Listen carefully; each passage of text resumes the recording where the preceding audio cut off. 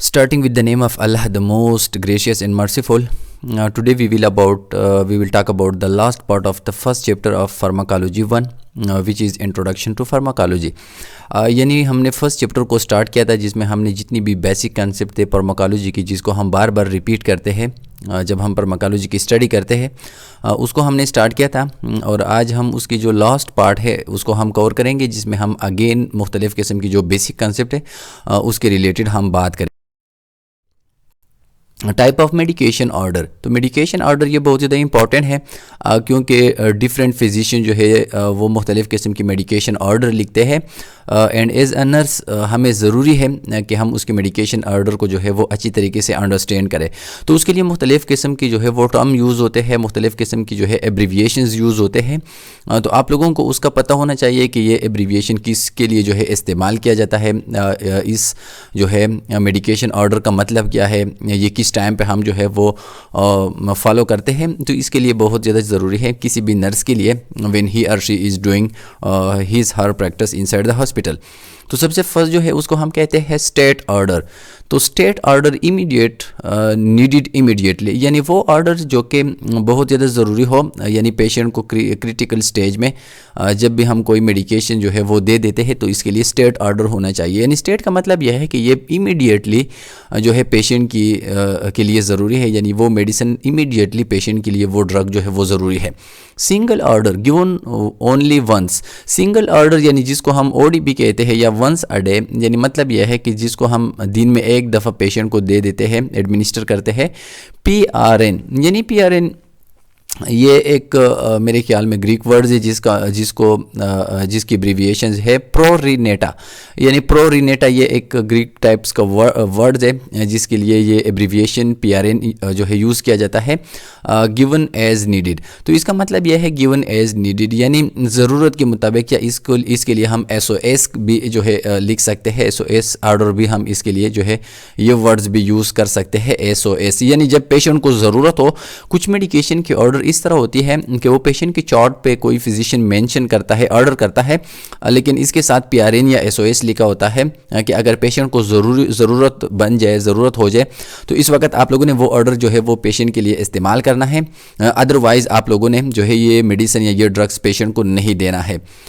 Routine order, routine order का मतलब यह है जो डेली हम फॉलो करते हैं उसको हम कहते हैं रूटीन ऑर्डर, यानी given with in 2 hour of being written and carried out on schedule, यानी जिसको हम तकरीबन 2 घंटे बाद जब वो लिख जाए, वो ऑर्डर हो जाए, तो 2 घंटे बाद हम उसको जो है पेशेंट को वो ड्रग्स वो मेडिसिन हम उसको दे देते हैं। और स्केड्यूल जो है डेली लाइफ में हम जो है पेशेंट के लिए वो मेडिसिन इस्तेमाल कर लेते हैं, यानी रूटीन वाइज पेशेंट की 24 आवर में हम वो रिपीट करते हैं।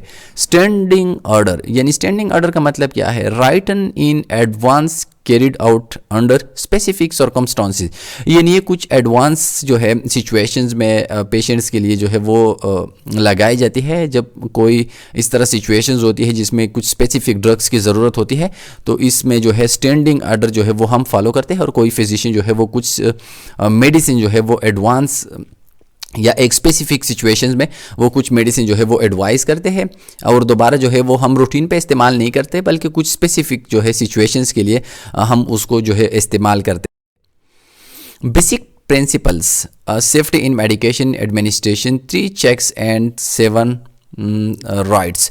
तो देखिए ये बहुत ज़्यादा ज़रूरी है, इसको हम कहते हैं बेसिक प्रिंसिपल ऑफ मेडिकेशन, या मेडिकेशन जो प्रिंसिपल्स है ये 7 जो बेसिक प्रिंसिपल्स है। तो इसमें 3 चेक्स है एंड 7 राइट्स है, यानी 3 हम चेक करते हैं और 7 इन पेशेंट की जो है वो राइट्स है।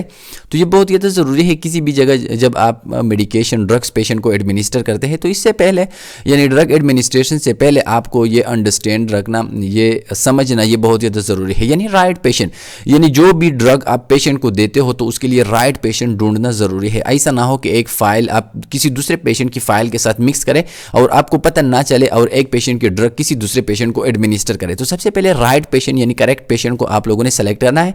राइट डोज यानी जो डोज पेशेंट के लिए जो है ऑर्डर किया गया हो वो आपने पेशेंट को देना है। राइट ड्रग्स यानी देखिए, एक होता है डोज यानी डोज ड्रग्स की जो अमाउंट्स होती है जिसको हम एक स्पेसिफिक टाइम में एडमिनिस्टर करते हैं। फॉर एग्जांपल ऐसा ना हो कि पेशेंट को 1 ग्राम सेफ्ट्राक्सोन जो है वो ऑर्डर किया गया हो और आप 1 ग्राम की जगह आप उसको 2 ग्राम जो है सेफ्ट्राक्सोन लगाए, तो ये राइट ऑर्डर नहीं है। यानी जितना अमाउंट उसके लिए जो है वो स्पेसिफिक किया गया हो वही अमाउंट आपने जो है वो लगाना है। राइट ड्रग्स यानी राइट ड्रग्स का मतलब यह है कि आपने राइट ड्रग यानी जो भी ड्रग्स, या ऐसा ना हो कि पेशेंट के लिए सेफ्ट्राक्सोन जो है वो ऑर्डर किया गया हो और आप उसको जो है सल्बेक्टम प्लस सेफाफिराजोन लगा दें या इसको सेफीम लगा दे या कोई भी दूसरी एंटीबायोटिक लगा दे। तो मतलब यह है कि राइट ड्रग जो है वो लगाना ज़रूरी है। राइट रूट का मतलब यह है कि जिस रूट से पेशेंट को वो ऑर्डर दिया गया हो, वो ऑर्डर जो है वो एडवाइस किया गया हो, यानी फॉर एग्जांपल आईएम हो, कुछ इंजेक्शंस आईएम जो है वो ऑर्डर किए जाते हैं, कुछ आईवी, कुछ इस तरह सब कट जो है वो एडवाइस की जाती है।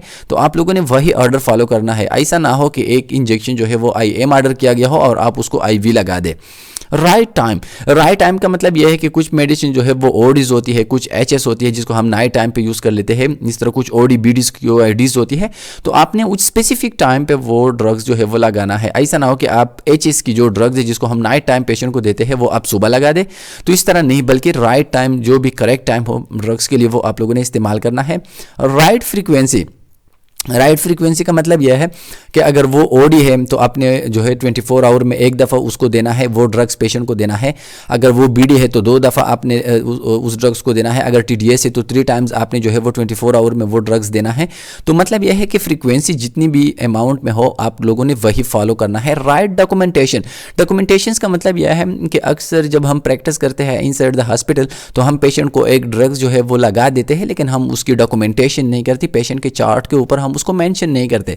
तो देखिए उसमें जो है डबलिंग भी पॉसिबल है, रॉन्ग जो है इस तरह कॉम्बिनेशन भी पॉसिबल है। तो आप लोग जब भी कोई जो है इंजेक्शन पेशेंट को लगाते हो तो आप पेशेंट की चार्ट के ऊपर उसको मेंशन करें। ऐसा ना हो कि दूसरी शिफ्ट में कोई दूसरा जो है वो हेल्थ केयर प्रोफेशनल उसको दोबारा लगा दे, क्योंकि उसको पता नहीं होता कि ये उसको लगाया है कि नहीं है।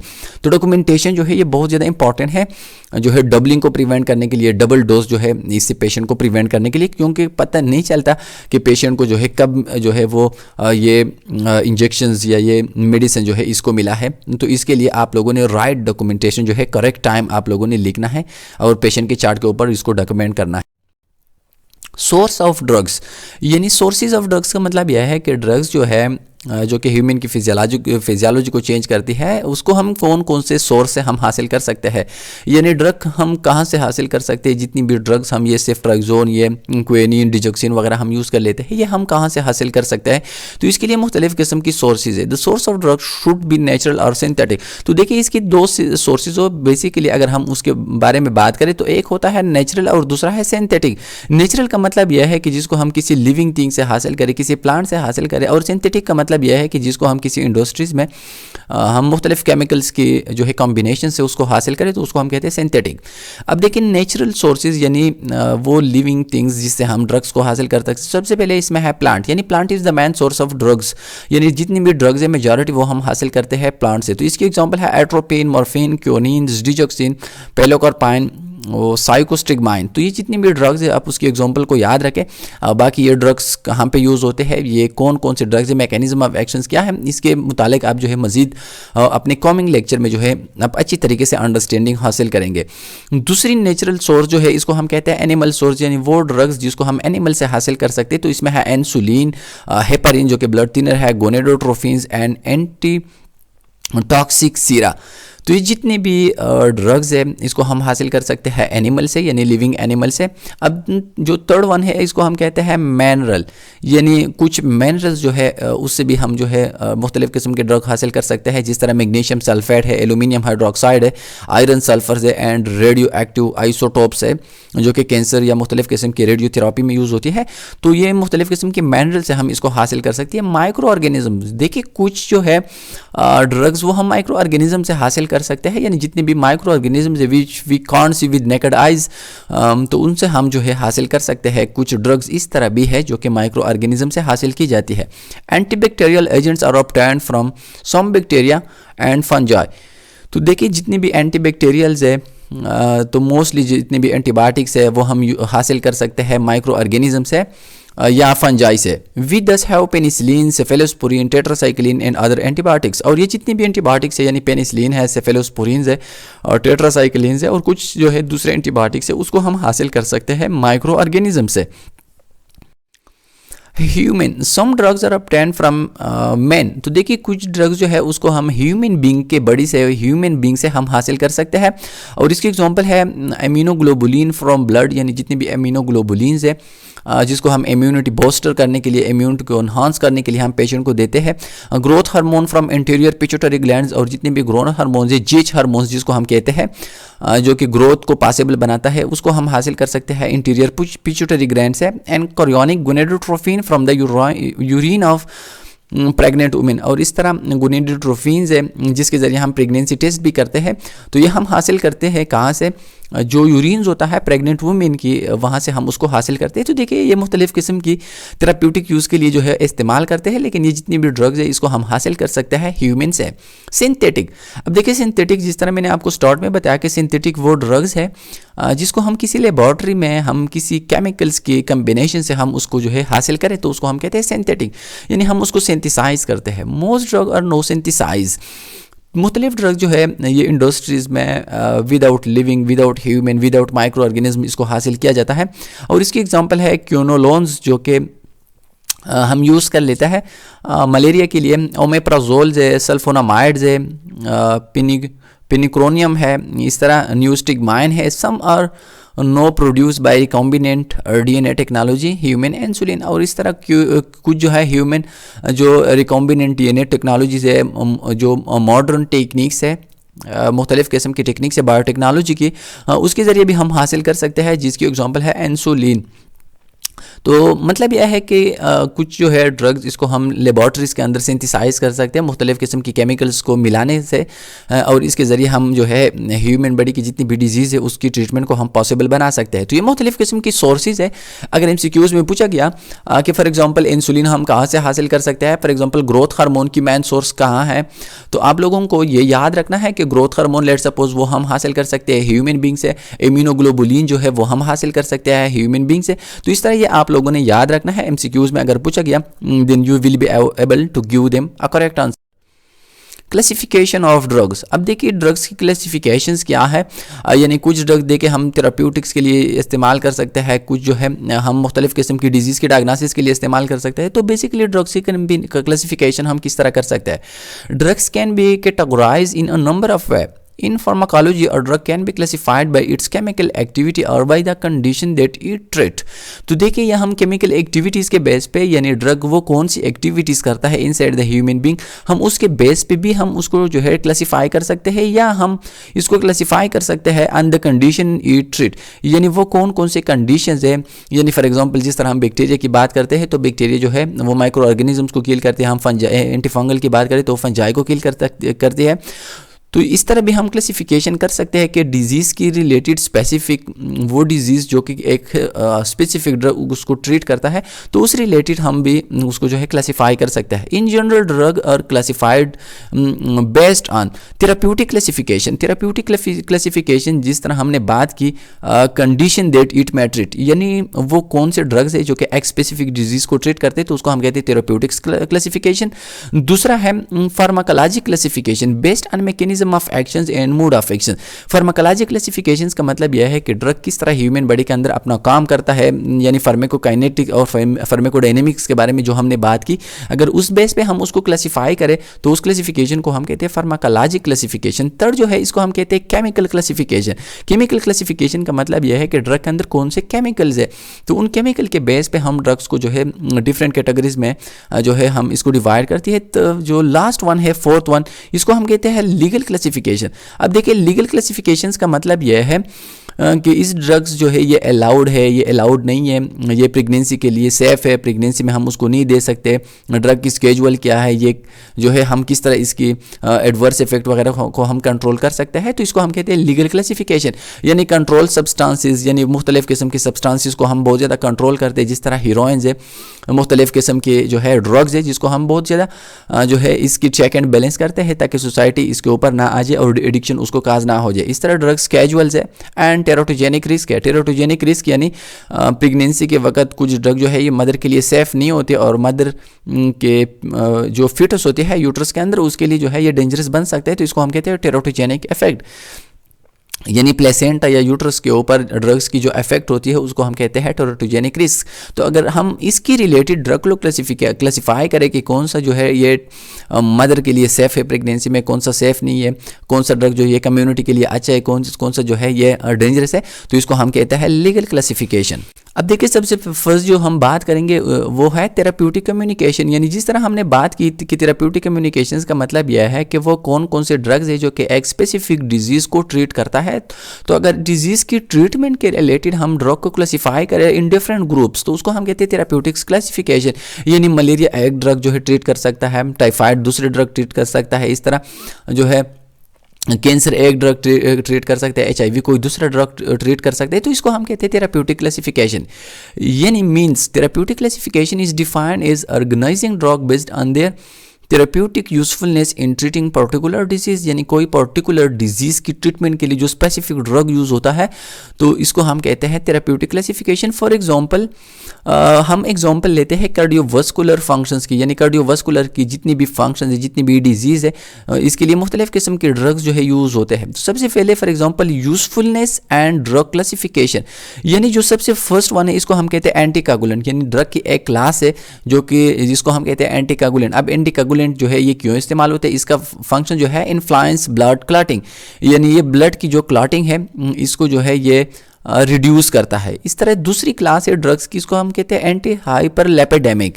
एंटी हाइपरलिपिडेमिक ये हम यूज़ कर लेते हैं ब्लड के अंदर जो कोलेस्ट्रॉल लेवल होती है उसको कम करने के लिए, यानी LDL प्लस HDL की लेवल को।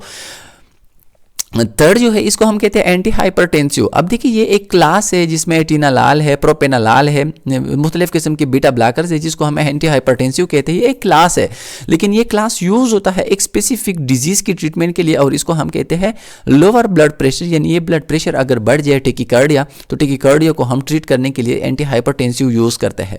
एंटीरेथमिक एक क्लास है ड्रग्स की और इसमें मुख्तलिफ़ किस्म की डिजक्सिन वगैरह इस्तेमाल होती है। रिस्टोर नॉर्मल कार्डियक रिदम, और कार्डियक की जो रिदम्स होती है हार्ट की, इसको रिस्टोर करने के लिए यानी एरिथमिया को जो है इस तरह मुख्तलिफ़ किस्म की जो रिदम्स की प्रॉब्लम्स होती है इसको कंट्रोल करने के लिए हम इसको यूज़ कर लेते हैं। एंटी इंजाइनल, तो एंटी इंजाइनल जो है ये ट्रीट इंजाइना, ये इंजाइना पेक्टोरस को ट्रीट कर लेते हैं। तो मतलब यह है, कहने का मतलब यह है कि देखिए ये डिफरेंट क्लासेस है और हर इनमें से हर एक क्लास का अपना एक थेराप्यूटिक फंक्शन है। यानी इस तरह नहीं होता कि एंटीकागुलेंट ये ट्रीट करे, लेट सपोज ट्रीट इंजाइना, तो ये इस तरह पॉसिबल नहीं है क्योंकि हर एक ड्रग अपनी एक स्पेसिफिक उसकी यूजफुलनेस है और अगर इस बेस पे हम उसको क्लासिफाई करें तो उस क्लासिफिकेशन को हम कहते हैं therapeutic classification. I hope that it will be clear no. Pharmacology classification, यानी फार्माकोलॉजी क्लासिफिकेशन जिस तरह हमने बात की ड्रग की मोड ऑफ एक्शंस और ड्रग की फार्माकोकाइनेटिक्स एंड फार्माकोडायनेमिक के बेस पे अगर हम ड्रग की क्लासिफिकेशन करें तो उसको हम कहते हैं फार्माकोलॉजी क्लासिफिकेशन। यानी डिफिनीशंस क्या है? Pharmacology classification refer to the way a drug work at the molecular tissue and body system level. यानी ड्रग कौन सा जो है वो एक्शन करता है inside the tissue, inside the body system और इनसाइड द सिंगल सेल। तो अगर इस बेस पे हम ड्रग को क्लासिफाई करें तो उसको हम कहते हैं pharmacology classification. The pharmacology classification address a drugs mechanism of actions और how a drug produce its physiological effect in the body. यानी जिस तरह हमने बात की ड्रग की जो फार्माकोकाइनेटिक्स है, फार्माकोडायनेमिक्स है, अगर इस बेस पे हम जो है ड्रग्स की क्लासिफिकेशन करें तो उसको हम कहते हैं फार्माकोलॉजी क्लासिफिकेशन। और इसकी एग्जांपल्स क्या है? Pharmacology classification focus on therapeutic application, therapy for hypertension, यानी हम फार्माकोथेरेपी करती है। फॉर एग्जांपल एक ड्रग्स है जिसको हम कहते हैं डायूरेटिक्स। तो अब देखिए डायूरेटिक्स, इसका मैकेनिज्म्स ऑफ एक्शंस क्या है। लोअर प्लाज्मा वॉल्यूम, यानी ये प्लाज्मा की जो वॉल्यूम्स होती है, ब्लड वॉल्यूम्स, इसको जो है डिक्रीज करती है। तो ये इसका मोड ऑफ एक्शंस है, यानी ये प्लाज्मा की वॉल्यूम को कम करती है। तो इसलिए हम इस क्लास को यानी डायूरेटिक्स को, जिसमें different type of loop diuretics है, थायजाइड डायूरेटिक्स है, डिफरेंट इसकी क्लासेस है। तो इसको हम कहते हैं कि ये डायूरेटिक्स है। और इसकी जो मैकेनिज्म्स है वो ये है कि ये प्लाज्मा वॉल्यूम्स को जो है कम करता है। इस तरह कैल्शियम चैनल ब्लॉकर है, जिसका काम यह है ब्लॉक्स हार्ट कैल्शियम चैनल। ये हार्ट का यानी इसका जो मोड ऑफ एक्शन है वो ये है कि हार्ट के अंदर जो कैल्शियम चैनल्स होती है इसको ब्लॉक कर देती है। एंजियोटेंसिन कन्वर्टिंग एंजाइम्स, या जिसको हम कहते हैं AC inhibitors.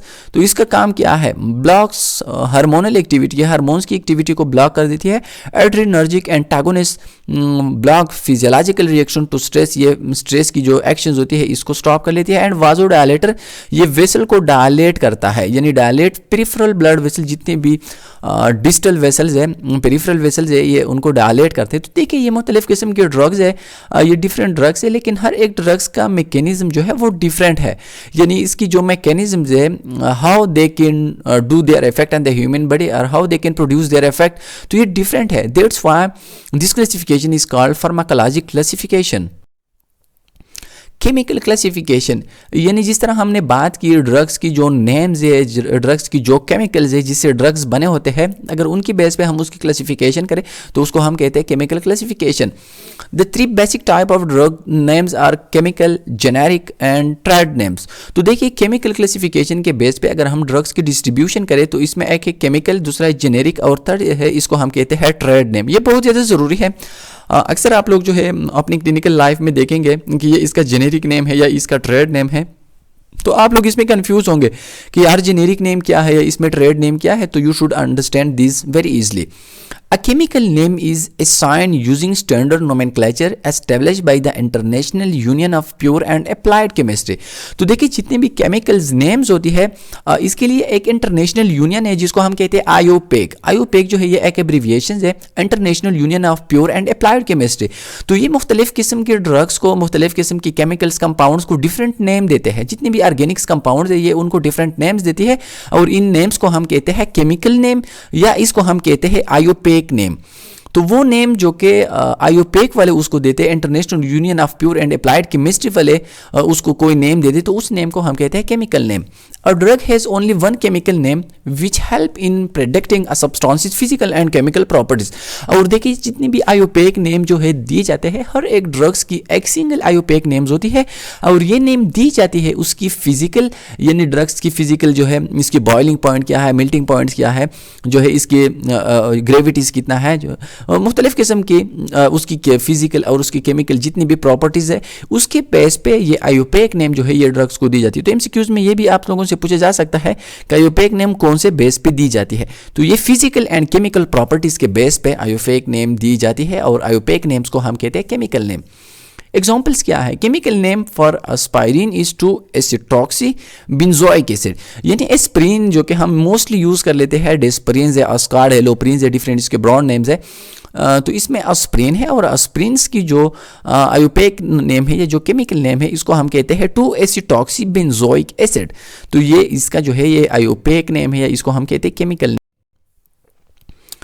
The generic name of a drug is assigned by the US adopted name council. और इस तरह कुछ ड्रग्स की जो है इसकी जेनेरिक नेम्स होती है। Generic names are less complicated and easier to remember than chemical names. और जितनी भी जेनेरिक नेम्स होती है वो थोड़े से ईजिली होती है as compare to IUPAC name. The food and drug administration, the official pharmacopoeia and the world health organization routinely describe a medication by its generic name. और जितनी भी जेनेरिक नेम्स होती है मोस्टली WHO वाले या FDA वाले जो है इसको रिकमेंड कर लेते हैं और इसको जो है वो लोग जो है इसको रख देते हैं और उसकी जो फार्माकोपिया है, फार्माकोपिया वो जो है मुख्तलिफ किस्म के ड्रग्स के लिए अपनी जेनेरिक नेम जो है उनमें इंक्लूड करती है। और drug trade name is assigned by the company marketing the drug. और इस तरह जो लास्ट वन है, यानी मतलब यह है कि जो जेनेरिक नेम है ये डिफरेंट जितने भी फार्माकोपियाज है जो कि WHO और FDA कंबाइन होके उसको जो है इसको बना लेते हैं, तो वो हर एक ड्रग्स के लिए अपना अलग से जो है नेम एडवाइस कर लेते हैं, तो उस नेम्स को हम कहते हैं जेनेरिक नेम। और जेनेरिक नेम WHO या FDA वाले जो है इसको रिकमेंड कर लेते हैं। और ट्रेड नेम, अब देखिए जो लास्ट वन है इसको हम कहते हैं ट्रेड नेम। ट्रेड नेम वो नेम है या इसको हम ब्रांड नेम भी कहते हैं, यानी ट्रेड नेम को ब्रांड नेम भी हम कहते हैं। और ये वो नेम है जो कि एक कंपनी वाले देते हैं अपनी प्रोडक्ट को स्पेसिफिकेशन देने के लिए। यानी फॉर एग्जांपल एस्प्रिन है, अब देखिए एस्प्रिन ये लोप्रीन के नाम से भी आता है, ये अस्कार्ड के नाम से भी आ जाता है, और इस तरह ये लोप्रीन के नेम से भी आ जाता है, और सिंपल डिस्प्रिन के नेम से भी आ जाता है। तो ये जितनी भी नेम्स ये सब उसके ट्रेड नेम्स है, उसको हम ब्रांड नेम भी कह सकते हैं। The name is usually selected to be short and easy to remember. और ये जितनी भी ब्रांड नेम्स होती है या ट्रेड नेम्स होती है मोस्टली शॉर्ट होती है ताकि लोग इजीली उसको अंडरस्टैंड कर सके। The trade name is sometime called the property और प्रोडक्ट और ब्रांड नेम। तो देखिए ट्रेड नेम का मतलब जो है इसको हम ये भी कह सकते हैं कि ये प्रॉपर्टी नेम्स है या प्रोप्रिएटरी नेम है, या इसको हम प्रोडक्ट नेम भी कह सकते हैं, या इसको हम ब्रांड नेम भी जो है हम उसको कह सकते हैं। और ये कंपनी डिफरेंट जो है ड्रग्स को वो डिफरेंट अपने नेम्स जो है वो दे देता है ताकि दूसरे कंपनी से उसका ब्रांड जो है वो सेपरेट हो। लीगल क्लासिफिकेशन यानी लास्ट क्लासिफिकेशन जो है उसको हम कहते हैं लीगल क्लासिफिकेशन, यानी इसमें कंट्रोल्ड सब्सटेंसेस है, ड्रग्स कैजुअल्स है एंड टेराटोजेनिक रिस्क है। Some drugs are frequently abuse or have a highly potential for addiction. तो देखिए कुछ ड्रग्स जो है वो बहुत ज़्यादा जो है एडिक्शन पावर रखते हैं, और अगर हम डेली उसको इस्तेमाल कर सकते हैं तो पेशेंट में वो एडिक्शन और इस तरह पेशेंट को जो है वो एडिक्ट बना लेता है। According to law, drugs that have a significant potential for abuse are placed into 5 categories called schedule। तो देखिए जितनी भी ड्रग्स है जो कि abuse काज करती है, जो कि एडिक्शन काज कर सकती है, उसको 5 कैटेगरीज में जो है वो इंक्लूड किया गया है। यानी वो ड्रग्स जो कि एडिक्शन काज कर सकती है, जो कि abuse काज कर सकती है, उसको 5 कैटेगरीज में जो है इंक्लूड किया गया है। The schedule drugs are classified according to their potential for abuse. और ये जितनी भी स्केजुअल है, जितनी भी वो ड्रग्स क्लास जिसको क्लासीफाई किया गया 5 क्लासेस में, तो वो उनके अब्यूज पावर के बेस पे उसको क्लासीफाई किया गया है। तो सबसे फर्स्ट वन जो है इसको हम स्केजुअल 1 कहते हैं, या drugs have the highest potential for abuse, यानी वो ड्रग्स जिसमें सबसे मोस्ट एबिलिटीज पाई जाती है कि वो किसी बंदे को जो है एडिक्ट बना ले, तो उसको हम कहते हैं स्केजुअल 1 ड्रग्स। यानी जिस तरह हीरोइंस है, जिस तरह आइस है, तो ये बहुत ज़्यादा एक बंदे को एब्यूज एडिक्ट बना सकता है। जो सबसे लास्ट वन है, फोर्थ वन है, वो है schedule 4 drugs have the lowest potential for abuse. और जो लास्ट पोर्शन है, लास्ट स्केजुअल क्लास है, जो स्केजुअल 4 है, उसमें एब्यूज की जो पावर्स होती है वो बहुत ज़्यादा कम होती है। जिस तरह फॉर एग्जांपल हम मुख्तलिफ किस्म की जो है कॉफिंग के लिए हम जो है सिरप इस्तेमाल कर सकते हैं जिसमें स्मॉल अमाउंट में अल्कोहल को ऐड किया गया है, सेट्राजीन्स वगैरह है, तो उसको हम कहते हैं स्केजुअल 4 ड्रग्स। ये उनकी क्लासेस है। यानी फॉर एग्जांपल ये फर्स्ट अगर आप लोग देख लें ड्रग स्केजुअल, इस तरह दूसरा है abuse potential for physical dependency, यानी एक बंदा कितनी हद तक उसका जो है वो आदी बन जाता है।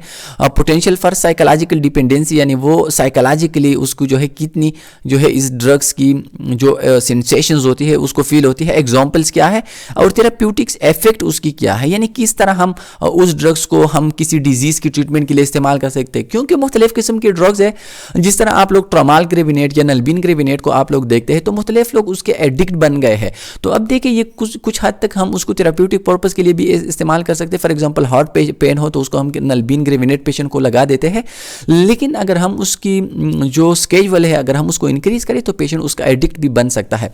तो जो क्लास 1 ड्रग्स है, यानी जिसको हम क्लास 1 या स्केजुअल 1 ड्रग्स कहते हैं, उसकी हाईएस्ट जो है एब्यूज पोटेंशियल है, हाई उसकी जो है फिजिकल डिपेंडेंसी है और हाई उसकी साइकोलॉजिकल डिपेंडेंसी है। और इसकी एग्जांपल्स क्या है, हीरोइन एंड एक्टेसी, लिमिटेड और नो थेराप्यूटिक यूज, और इसकी कोई भी थेराप्यूटिक यूज नहीं है, यानी किसी भी जगह पे हेरोइन जो है वो किसी बीमारी की ट्रीटमेंट के लिए इस्तेमाल नहीं होता। क्लास 2 जो है इसकी भी हाई पोटेंशियल है, यानी एब्यूज पोटेंशियल भी इसकी हाई है, यानी मतलब ये कि एब्यूज जो है या एडिक्शन की चांसेस उसकी बहुत ज़्यादा है कि अगर एक बंदा उसको ले ले तो एडिक्ट बन सकता है। हाई इसकी फिजिकल डिपेंडेंसी है और हाई इसकी साइकोलॉजिकल डिपेंडेंसी। एग्जांपल्स क्या है, हाइड्रोमॉर्फिन, मेथाडोन्स, एपिरिडीन एंड फिंटानाइल। और सेम इसी तरह इसकी भी थेराप्यूटिक जो है यूजेस इसके बहुत ज़्यादा कम है। जो थर्ड वन है इसको हम कहते कहते हैं मॉडरेट इसकी, यानी इसकी जो पोटेंशियल है, एब्यूज़ पोटेंशियल वो थोड़ा सा कम है। मॉडरेट उसकी फिजिकल डिपेंडेंसी है, लेकिन हाई उसकी साइकोलॉजिकल जो है डिपेंडेंसी है। यानी मतलब यह है कि अगर कोई बंदा इसको यूज़ करे तो वो साइकोलॉजिकली जो है वो अनकंट्रोल फील करता है। और इस तरह इसकी एग्जांपल है केटामीन, anabolic steroids use therapeutically with prescription. कुछ जगहों पे ये ड्रग जो है थेराप्यूटिक पर्पस के लिए इस्तेमाल कर सकते हैं, जिस तरह केटोरुलेक है, ट्रामाल है, डिफरेंट ड्रग्स है जिसको यूज़ किए जाते हैं। जो फोर्थ क्लास है लोअर जो है इसकी बहुत कम है। इस तरह लोअर इसकी फिजिकल डिपेंडेंसी है, लोअर इसकी जो है पोटेंशियल है, साइकोलॉजिकल डिपेंडेंसी है। और इसकी एग्जांपल है अल्प्राजोलाम एंड डाइज़ेपाम, और ये भी मुख्तलिफ किस्म की थेराप्यूटिक पर्पस के लिए यूज़ होती है। लास्ट जो वन है इसको हम कहते हैं कि इसकी लोवेस्ट जो है ये एब्यूज पोटेंशियल है, लोवेस्ट इसकी फिजिकल डिपेंडेंसी है, और लोवेस्ट इसकी जो है वो साइकोलॉजिकल डिपेंडेंसी। और एग्जांपल जिस तरह मैंने आपको बताया, cough preparation containing not more than 200 mg of codeine for 100 ml और for 100 grams to use therapeutically without prescriptions। और ये जितने भी सिट्राजीन्स वगैरह है या जितनी भी कफ सिरप है जिसमें मामूली मकदार में कोडीन्स को मिलाया जाता है, इसमें मामूली मकदार में अल्कोहल को भी ऐड किया जाता है, तो ये मुख्तलिफ़ किस्म की जो है डिजीज़ के लिए हम इस्तेमाल कर सकते हैं। लेकिन इसकी कोई जो है फिजिकल डिपेंडेंसी नहीं है, यानी एक दफ़ा अगर आप यूज़ करें तो आप एडिक्ट उसके नहीं बन सकते। तो इसको हम कहते हैं क्लास 5 स्केजुअल। Teratogenic risk. अब देखिए टेराटोजेनिक रिस्क का मतलब जिस तरह मैंने आपको बताया कि कुछ ड्रग इस तरह होती है जो कि प्रेगनेंसी में सेफ़ नहीं होती है, और प्रेगनेंसी में अगर उसको इस्तेमाल किया जाए तो वो यूट्रस के अंदर जो फीटस प्रेजेंट होता है, जो बच्चा प्रेजेंट होता है उसके लिए, जो न्यू बॉर्न बेबी प्रेजेंट होता है उसके लिए बहुत ज़्यादा जो है एक रिस्क हो सकता है, उसके लिए बहुत ज़्यादा खतरा जो है वो डेंजरस वो बन सकता है। A teratogen is a substance that has a potential to cause a defect in unborn child during pregnancy. यानी जितनी भी फीटस होती है अंडर इनसाइड द यूट्रस, जो बच्चा होता है नवमलूद बच्चा, तो उसके लिए ये एक रिस्क बन सकता है, और इस तरह के ड्रग्स को हम कहते हैं teratogens. A small number of drugs have been shown to be teratogenics either in human और इन लेबोरेटरी एनिमल्स। और कुछ ड्रग इस तरह होती है जो कि लेबोरेटरी एनिमल्स में या ह्यूमन बींग्स में वो जो है टेराटोजेन बन जाते हैं, यानी वो प्रेगनेंसी इनसाइड द एनिमल्स में भी और इनसाइड द ह्यूमन बींग्स में भी जो बच्चा होता है इनसाइड द यूट्रस उसके लिए जो है एक रिस्क हो सकता है, और इसमें मुख्तलिफ किस्म की जो है प्रॉब्लम जो है इसमें काज कर सकते हैं। Classification of teratogenic risk place drugs into categories A, B, C, D and X। तो इस तरह ड्रग्स को जिस तरह हमने केमिकल क्लासिफिकेशन की बात की, जिस तरह हमने ड्रग की डिपेंडेंसी की बात की, तो इस तरह हम ये क्लासिफिकेशन यानी टेराटोजेनिक रिस्क क्लासिफिकेशन भी हम इस तरह कर सकते हैं। तो सबसे फर्स्ट क्लास जिसको हम कहते हैं category A, drug control study in women fail to a show risk to the fetus and the possibility of fetal harm appear unlikely। तो देखिए कैटेगरीज ए ड्रग वो ड्रग्स है जो कि इसकी जो रिस्क है वो बहुत ज़्यादा ना होने के बराबर होती है, और उसकी कुछ जो है इस तरह पॉसिबिलिटी नहीं है कि वो हार्मफुल होती है फीटस के लिए। जो कैटेगरी बी ड्रग्स है, animal reproduction studies have not shown fetal risk और एडवर्स इफेक्ट। यानी जितनी भी एनिमल रिप्रोडक्शन स्टडी है वो इसकी जो रिस्क है वो उसको शो नहीं कर सकता। Risk have not been confirm in control studies in women. और अगर हम वीमेन में कंट्रोल स्टडी करें, अगर हम वीमेन को वो ड्रग दे दें तो उसमें भी वो कोई रिस्क जो है शो नहीं करता। यानी मतलब यह है कि वो कोई डिजीज़ जो है इसकी कंफर्म नहीं होती। कैटेगरी सी जो ड्रग्स है, either study in animals have revealed adverse effect on the fetus and there are no control study in women or studies in women and animals are not available। तो देखिए इसके लिए भी कोई confirm जो है नहीं है कि ये कंट्रोल, अगर हम फॉर एग्जांपल एक फीमेल को अगर हम वो ड्रग दे दें during the time of pregnancy तो उसके लिए भी इस तरह कोई जो है रेलिवेंट स्टडी अवेलेबल नहीं होती। जो कैटेगरी बी ड्रग्स है, there is confirmation of human fatal risk but the benefit from use in pregnancy women में be acceptable despite the risk. तो देखिए ये बहुत ज़्यादा जरूरी है। कैटेगरी डी जो ड्रग्स होती है इसकी जो कंफर्मेशन है वो बिल्कुल प्रेजेंट होती है कि ये फीटल्स को यानी फीटस को नुकसान पहुंचाता है, यानी वीमेन को during the time of pregnancy उसके बच्चे को नुकसान पहुंचाती है, लेकिन उसकी जो बेनिफिट्स होती है इस कंपेयर टू रिस्क वो बहुत ज़्यादा होती है। That's why we may use in spite of their little harmful to the fetus. यानी मतलब यह है कि उसकी मामूली नुकसान के बजाय उसके फ़ायदे ज़्यादा होती है, तो दैट्स वाई हम उसके मामूली नुकसानात को हम जो है इग्नोर करते हैं और उसको हम इस्तेमाल कर सकते हैं। जो एक्स कैटेगरीज के ड्रग्स होती है, animal and human study have shown fetal abnormalities. The drugs is contraindicated in women who or may become pregnant. तो जो एक्स कैटेगरीज ड्रग्स है उसकी जो स्टडीज़ होती है वो ये कंफर्म करती है कि ये फिटस के लिए बहुत ज़्यादा नुकसानदेह है, और उसकी जो फिटस के लिए नुकसान है वो इस कंपेयर टू बेनिफिट्स वो बहुत ज़्यादा है, इसलिए हम उस ड्रग्स को जो है प्रेगनेंसी के टाइम पे इस्तेमाल नहीं करते। तो ये क्लासिफिकेशन आप लोगों ने मेमोराइज करना है। आई होप कि ये आप लोगों को बहुत ज़्यादा क्लियर होगी। इफेक्ट ऑफ ड्रग्स, यानी ड्रग्स की इफेक्ट क्या है। Drugs produce two effect. तो देखिए ड्रग्स की दो इफेक्ट है, एक होता है वांटेड और डिजायर्ड इफेक्ट। यानी एक होता है ड्रग्स की वांटेड इफेक्ट यानी डिजायर्ड इफेक्ट। यानी फॉर एग्जांपल अगर हम एक पेन किलर को किसी पेशेंट को देते हैं तो ये डिजायर इफेक्ट होती है कि वो उसकी पेन को रिलीव करे। अगर हम उसको हाइपरटेंसिव जो है कोई मेडिसिन कोई ड्रग्स दे दे तो हमारा डिजायर इफेक्ट ये होता है, हमारा वांटेड यानी हम ये चाहते हैं कि वो उसकी ब्लड प्रेशर को ठीक करे। दूसरी जो है इसको हम कहते हैं अनवांटेड, यानी ड्रग्स की कुछ इफेक्ट इस तरह भी हो सकती है जो कि हमारे लिए वो एक्सेप्टेबल नहीं होती, लेकिन हम उसको नहीं चाहते, यानी वो पेशेंट के लिए नुकसान का बाहिस बन सकते हैं। और अनवांटेड इफेक्ट जो है इसकी एक एग्जांपल जो है एडवर्स ड्रग रिएक्शन, दूसरी इसकी एग्जांपल है इसको हम कहते हैं साइड इफेक्ट, और थर्ड जो है इसको हम कहते हैं टॉक्सिक इफेक्ट। ये बहुत ज़्यादा ज़रूरी है, एमसीक्यूज में अक्सर पूछा जा सकता है कि which one of the following is the example of वो अनवांटेड इफेक्ट, यानी ड्रग की वो इफेक्ट जिसको हम नहीं चाहते, जो हमारी कंसर्न नहीं होती, जो हमारी डिजायर्ड नहीं होती, यानी हम उस इफेक्ट के लिए ड्रग नहीं देते कि वो एडवर्स ड्रग रिएक्शन करे, वो साइड इफेक्ट काज करे या वो टॉक्सिक इफेक्ट काज करे, लेकिन फिर भी वो जो है इफेक्ट काज हो सकती है। Definition adverse drug reaction. Adverse drug reaction is an unintended effect of drug that happen with normal dose, seriously endangering the life of the recipient and is not predictable। तो देखिए एडवर्स ड्रग रिएक्शन जिसको हम कहते हैं adverse effect वो effect होती है वो अनवांटेड इफेक्ट और अनइंटेंडेड, यानी उस इफेक्ट का हमें पहले से पता नहीं होता। यानी फॉर एग्जांपल अगर आप एक पेशेंट को नॉर्मल 1 ग्राम सेफ्ट्राक्सोन अगर आप उसको दे दे और उसके लिए वो कोई रिएक्शन शो करे तो उस रिएक्शन को हम कहते हैं एडवर्स ड्रग रिएक्शन। यानी अब देखिए ये 1 ग्राम एक नॉर्मल डोज था, यानी आपने डोज को इंक्रीज नहीं किया था, लेकिन फिर भी और आपको पहले से ये भी पता नहीं था कि सेफ्ट्राक्सोन जो है इस बंदे में इस तरह जो है रिएक्शन काज कर सकती है, लेकिन आपने एक नॉर्मल जो डेली रूटीन में हम जो है इस एडल्ट डोज इस्तेमाल कर सकते हैं 1 ग्राम।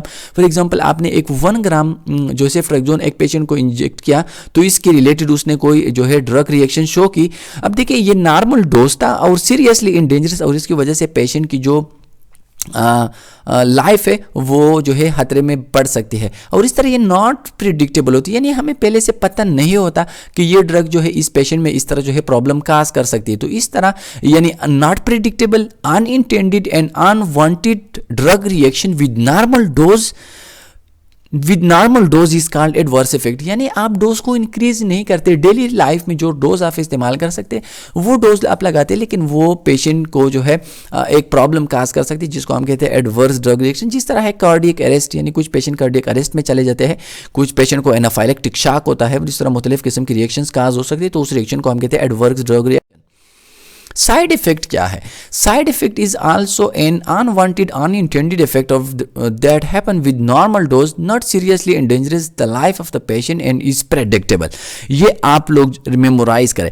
देखिए साइड इफेक्ट ये प्रेडिक्टेबल्स होती है और adverse effect is not predictable. Predictable का मतलब यह है कि हर एक ड्रग्स की जो साइड इफेक्ट होती है वो हमें पहले से पता होता है उसकी क्लिनिकल एक्सपीरियंस के टाइम पे, यानी उसकी क्लिनिकल जो एक्सपेरिमेंट्स होती है उस वक्त हमें ये पता होता है कि इस ड्रग्स की ये हार्मफुल इफेक्ट हो सकती है। अब देखिए ये भी अनवांटेड रिएक्शन है और अनइंटेंडेड, यानी अनइंटेंडेड का मतलब है कि हम उसको नहीं चाहते, ये हमारे लिए जो है इंपॉर्टेंस नहीं है, और ये भी नॉर्मल डोज के साथ होती है। यानी इसमें हम फॉर एग्जांपल एक पेशेंट को आप जो है 5 mg या 10 mg आप उसको सेट्राइजीन देते हैं। सेट्राइजीन जो है या एलॉस है या कोई भी जो है रिजिक्स आप उसको दे देते हैं। तो देखिए सेट्राजीन के साथ आपको पहले से पता है कि सेट्राजीन पेशेंट में ड्राउजीनेस काज करती है, तो आप पहले से आपको पता है कि सेट्राजीन की जो साइड इफेक्ट है वो ये है कि ये ड्राउजीनेस काज कर सकती है, तो इसको हम कहते हैं प्रेडिक्टेबल, यानी आपको पहले से उसके जो है साइड इफेक्ट का पता है। लेकिन जो एडवर्स इफेक्ट होते हैं उसको हमें पहले से पता नहीं होता, जितनी भी ड्रग्स होती है उसके एडवर्स इफेक्ट हमें पहले से मालूम नहीं होते, लेकिन जो साइड इफेक्ट होते हैं वो हमें पहले से मालूम होते हैं। टॉक्सिक इफेक्ट्स क्या है? ड्रग टॉक्सिसिटी अगर when a person has accumulated too much of a drugs in his bloodstream। अब देखिए टॉक्सिक इफेक्ट का मतलब यह है, जिस तरह हमने एडवर्स इफेक्ट और साइड इफेक्ट की बात की, तो देखिए साइड इफेक्ट और एडवर्स इफेक्ट दोनों जो है ये काज होती है विद नॉर्मल डोज, यानी हम नॉर्मल जो डेली डोज होती है, रूटीन डोज होती है, उसके साथ ये रिएक्शंस काज होती है। अब उन दोनों में फ़र्क यह है कि जो एडवर्स इफेक्ट होती है वो पहले से हमें मालूम नहीं होती कि इस ड्रग्स की ये एडवर्स इफेक्ट हो सकती है, लेकिन वो सडनली काज होती है विद नॉर्मल डोज। जो साइड इफेक्ट होती है वो हमें पहले से मालूम होती है, जिस तरह से ट्राइजीन्स की जो इफेक्ट्स होती है, इस तरह मुख्तलिफ किस्म के ड्रग्स की जो इफेक्ट होती है वो हमें पहले से मालूम होती है, लेकिन वो दोनों यानी साइड इफेक्ट वो एडवर्स इफेक्ट वो दोनों नॉर्मल डोज के साथ काज होती है एक पेशेंट को। लेकिन जो टॉक्सिक इफेक्ट होती है वो तब काज होती है जब आप पेशेंट को ड्रग की जो डोज है वो बढ़ा दे। यानी फॉर एग्जांपल एक पेशेंट की 1 ग्राम जो है सिफ्ट्रैक्सोन इंजेक्शन थी, आपने बजाय 1 ग्राम के उसको 2 ग्राम जो है सिफ्ट्रैक्सोन का इंजेक्शन लगा दिया, तो उसके साथ उसकी जो ब्लड स्ट्रीम जो लेवल थी ड्रग्स की वो इंक्रीज हो गया, और उसकी वजह से उसको जो इफेक्ट हो गया उसको हम कहते हैं toxic effect, leading to adverse effect on the body. और इस तरह जो टॉक्सिक इफेक्ट है ये भी जो है एडवर्स इफेक्ट है, यानी इसका भी हमें पता नहीं होता, यानी ये भी अनइंटेंडेड होती है, और इस तरह ये भी अनप्रेडिक्टेबल्स होती है, क्योंकि टॉक्सिक इफेक्ट का हमें पता नहीं होता। तो देखिए एक जो है साइड इफेक्ट है, साइड इफेक्ट का हमें पहले से पता हो, बाकी साइड इफेक्ट, बाकी एडवर्स इफेक्ट और इस तरह टॉक्सिक इफेक्ट का हमें पहले से पता नहीं होता। ड्रग्स टॉक्सिसिटी में occur when the dose given to is too high or the liver और kidney are unable to remove the drugs from the bloodstream allowing it to accumulate in the body। तो देखिए जिस तरह मैंने आपको simple words में समझा दिया कि टॉक्सिक इफेक्ट तब काज होती है जब हम ड्रग की डोज को बढ़ा दें। फॉर एग्जाम्पल आप पेशेंट को किसी डॉक्टर ने 1 टेबलेट जो है पेनाडाल एडवाइस किया था और आपने उसको 5 टेबलेट पेनाडाल दे दिया। तो देखिए अब ये हमें पहले से पता नहीं होता कि ये जो है 5 टेबलेट उसमें किस तरह जो है चेंजेस जो है पेशेंट के अंदर लाएगी, तो उस चेंजेस को हम कहते हैं कि ये एडवर्स इफेक्ट की तरह है, यानी ये हमें पहले से मालूम नहीं है। तो उस तरह की रिएक्शंस को जो कि ड्रग डोज को इंक्रीज करने से काज होती है, तो उसको हम कहते हैं टॉक्सिक इफेक्ट। तो ये सब जो है अभी तक हमने जो बात की थी, तो हमने फर्स्ट चैप्टर जो फार्माकोलॉजी की जो फर्स्ट चैप्टर थी इंट्रोडक्शन टू फार्माकोलॉजी, उसको हमने बहुत ज़्यादा अच्छी तरीके से डिटेल के साथ जो है वो कंप्लीट किया। इस चैप्टर ने हमसे बहुत ज़्यादा टाइम लिया, और इसकी रीजंस ये थी कि इसमें हमने जितने भी बेसिक कॉन्सेप्ट थे जो कि हम मोस्टली यूज़ कर लेते हैं, तो उसको हमने बहुत ज़्यादा अच्छी तरीके से along with detail along with examples हमने उसको कवर किया, ताकि स्टूडेंट को फ्यूचर में जितने भी हमारी लेक्चर आने वाले हैं उसमें स्टूडेंट को कोई प्रॉब्लम जो है वो ना हो। तो that's why it may take some large time as compared to normal lecture। तो इंशाल्लाह हम कोशिश करेंगे कि बाकी जितनी भी हमारी लेक्चर है हम उसको बहुत अच्छी तरीके से हम तेज़ी के साथ इंशाल्लाह हम एग्जाम से पहले उसको कवर करें। Okay, thank you, best of luck.